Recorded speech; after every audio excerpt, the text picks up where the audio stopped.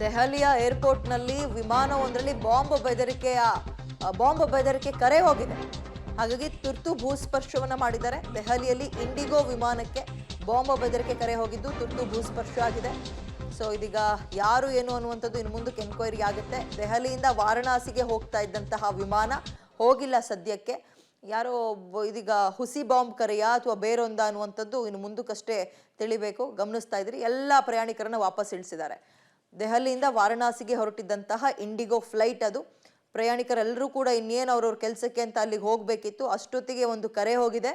ಅದು ಈ ಇಂಡಿಗೋ ವಿಮಾನದಲ್ಲಿ ಒಂದು ಬಾಂಬ್ ಇಟ್ಟಿದೀವಿ ಅಂತ. ಮಗದೊಂದು ಕಡೆ ಗಮನಿಸ್ತಾ ಇದ್ದೀರಿ, ಅವ್ರು ಯಾರು ಕೂಡ ನಾರ್ಮಲ್ ಎಂಟ್ರಿ ಎಕ್ಸಿಟ್ ಅಲ್ಲಿ ಇಳಿತಿಲ್ಲ, ಎಮರ್ಜೆನ್ಸಿ ಎಕ್ಸಿಟ್ ನಲ್ಲಿ ಇಳಿಸುವಂತಹ ಕೆಲಸಗಳಾಗ್ತಾ ಇದೆ. ಯಾವಾಗ ಕರೆ ಬಂತೋ ಪಾಪ ವಯಸ್ಸಾಗಿರೋರ್ನೆಲ್ಲ ಏರ್ ಹೋಸ್ಟರ್ಸ್ಗಳು ನೋಡಿ ಅಲ್ಲಿ ವಿಮಾನದ ರೆಕ್ಕೆ ಇರುತ್ತಲ್ಲ, ಅಂದ್ರೆ ಈ ಒಂದು ಎಮರ್ಜೆನ್ಸಿ ಎಕ್ಸಿಟ್ ಏನಿದೆ ಅದನ್ನು ಬಳಸ್ಕೊಳ್ಳೋದ್ರ ಮುಖಾಂತರ ಬೇಗ ಜನರನ್ನ ಖಾಲಿ ಮಾಡಿಸ್ಬಿಡೋಣ ಅಂತ.